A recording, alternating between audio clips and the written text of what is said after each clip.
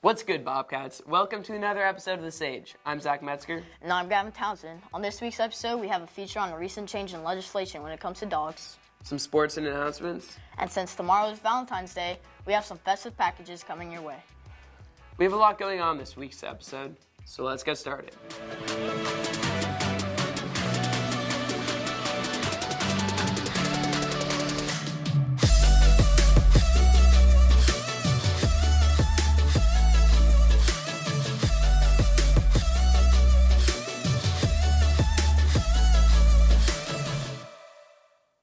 As 2019 gets going, new laws have come into effect since the first of the year.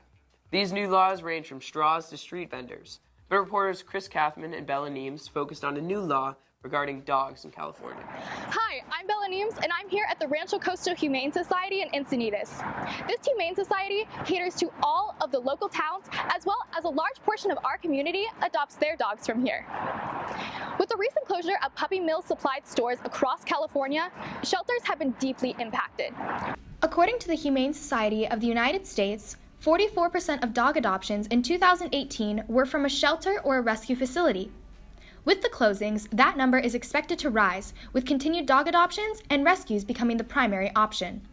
We spoke to dog trainer Libby, Mr. Porter, along with senior Heidi Gertzke to get their opinions on the recent closure. They tend to be really fearful, nervous, under-socialized dogs, so I think it's a fabulous thing for that kind of business to close and no longer be putting those animals through that kind of torture.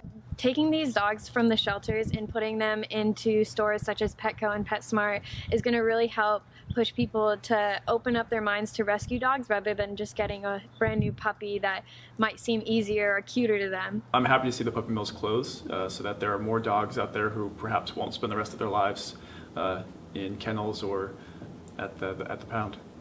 In 2017, California became the first state to outlaw pet stores like Petco and PetSmart for selling any animals unless they come from a shelter or a rescue group. Additionally, we asked them, along with two young dog adopters, why it's important to adopt from shelters rather than a breeder. I think it gives them like a second chance at like a better life. There are more dogs than there are homes. So when people keep breeding more and more animals, it just creates more of a problem and no place for these animals to go. So when people go to a shelter, they really are saving an animal because there are lots of dogs and cats that are getting euthanized because there aren't enough homes and more animals keep coming into those shelters. They have to take in all these strays and lost and people dump dogs, so they have to keep making room. So it's the most important for people to adopt from a rescue because then they're really saving a life. We never even considered adopting from a breeder. Okay. It seemed to us like if there are dogs out there who need a loving home, there's no reason for us to participate in a process that only creates more dogs that need more homes.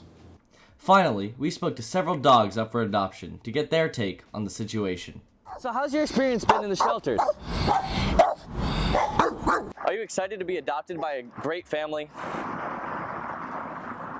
Are you excited to be adopted by a good family? Are you a good boy? Are you a good boy? We're so happy to find out that the closing of puppy mills have been positively affecting these guys. Hopefully next time you go to adopt a dog, consider checking a shelter. This has been Kathman and Isabella Niems reporting for The Sage. That was adorable. Thanks, Chris and Bella. It's great to see that puppy mills are being phased out. Definitely. Hey, did you get to see the Puppy Bowl this year? I did. It was almost as cute as that segment. Speaking of sports, let's send it to Sierra Jorden for sports and announcements. You like to play your own game. Cover it up, don't let them know what you're thinking. I bet you never tell them how it feels.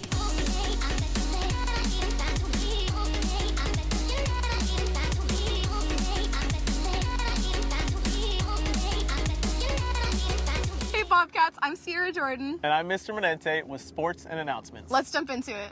This past weekend, wrestlers Peter Rubin, Luke McClellan, Miguel Rojas, and Cole Kirby attended the Division IV championships.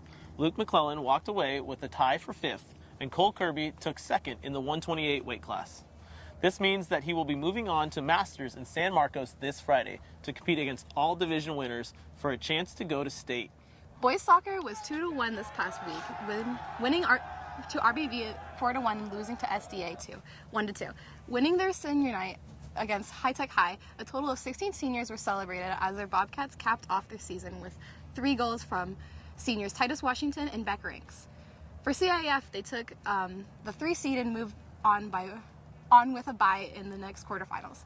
The next game will be at 5 o'clock Friday at home. As for the girls, they went 1-1 last week, winning against RBV for their senior night 2-1 and lost to SDA 2-6 last Thursday. They have their first round of CIF today at Montgomery. Basketball played well, winning a nail-biter 41-40 game against SDA. Nick Sonk led the team with 15 points and Dalton Miller and Casper Carides with 9 points each. They begin CIF with a home match today versus Madison. Girls basketball played well last week, winning against RBV 57-29 and losing to SDA 28-39. Yesterday they opened their CIF run with a win against Steel Canyon. They have their next CIF this Friday. Last week, Academic Lead crushed it against Santa Fe Christian at SFC. Freshmen won 44-25, JV won 93-17, and Varsity won 94-42. Tomorrow they face LCC. This past weekend, SCHS Robotics hosted their league finals match against one of the 5 league counties in North County. It was a close call, but in the end, 3 of the 4 teams, 8097 Bobcats, 9261 Level Up, and 10809 Crowface were able to score, allowing them to move on to North County Regionals. One step closer to the world stage. Well, Bobcats, that's all we have left for sports. For more updates, go to Sage Creek. On Sage Creek, check out the Sage Publication and the Sage News on Instagram. I'm Sierra, sending it back to the anchors.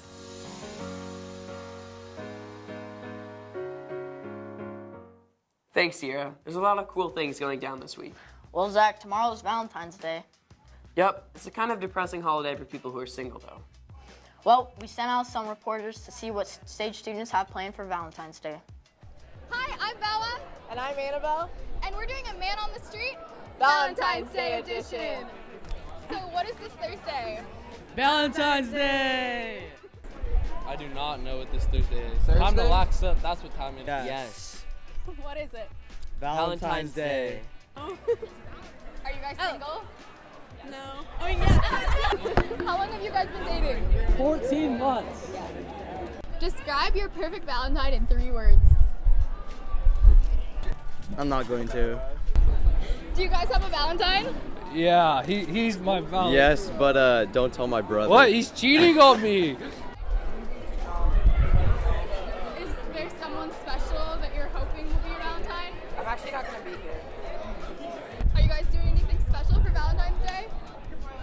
Just with the girls. Yeah, Valentine's Day with the girls. Well, I was planning on hanging out with her, but she's got plans with her friends, so I'm a little disappointed about that, but it's okay. Eating chocolate. Yeah, candy from my mom. Have a good Valentine's Day, guys, you know what I mean? Get your loved one a good present. That's important. That's important. You guys are lucky if you guys have a loved one. Well, it sounds like students have a lot planned for Valentine's Day. Now I'm sad. No need to worry, Zach. Brady, Caskey, and Bella Eiler have somewhat of an upbeat guide for being single on Valentine's Day.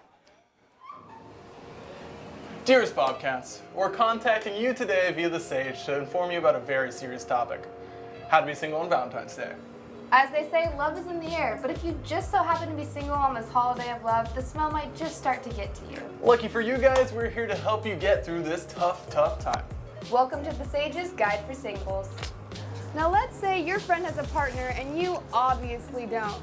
The best way to experience that lovey-dovey date feeling without a partner is to 1. You gotta figure out where they're going. 2, disguise yourself. And 3, you gotta stalk them from afar so that you can live vicariously through them. You're doing great, guys! Yeah, you guys are just doing a fantastic job. Yeah. Or you can just enjoy drowning your sorrows in ice cream while sitting alone listening to sad music in your car. It's okay, buddy. Try it out. So alone! It's okay. Why me?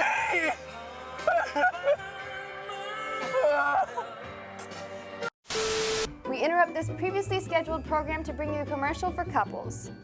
Do you and your significant other need an idea for what to do on Valentine's Day? Well, boy, have we got something for you. Pause this video right now to screenshot 30 ideas you could use. That's a good one. Anyways, you couples don't really need our help. You kind of got it all figured out. Singles, we're coming back at you. Now we know everyone loves Netflix, but singles, today, Netflix is going to be your best friend. Grab your favorite foods, drinks, and your comfiest blankets and make a blanket bunker that will last you all the way through Valentine's Day. Turn off those lights and watch Netflix to your heart's desires. It'll help with the loneliness. Now forget buying candy for someone else on Valentine's Day. Buy candy for yourself the day after. It's all half price anyways. Couples are welcome to buy this candy too, but please don't. That's just for us. In all seriousness, Valentine's Day is just one more day out of the year, and we're pretty sure you guys can survive it. I mean, you never know. As they say, love just might come out of nowhere. This has been Isabella, Eiler, and Brady Caskey reporting for The Sage. Now back to the anchors. Is Brady okay? I sure hope so. To be honest, they have just convinced me to invest in some candy and a gallon of ice cream for myself. Well, Bobcats, that's all we have for this week's episode, and have a happy Valentine's Day. Make sure to head over to thesagenews.com for all the news stories. Thanks so much for watching. This has been Gavyn Townsend and Zach Metzger reporting for The Sage.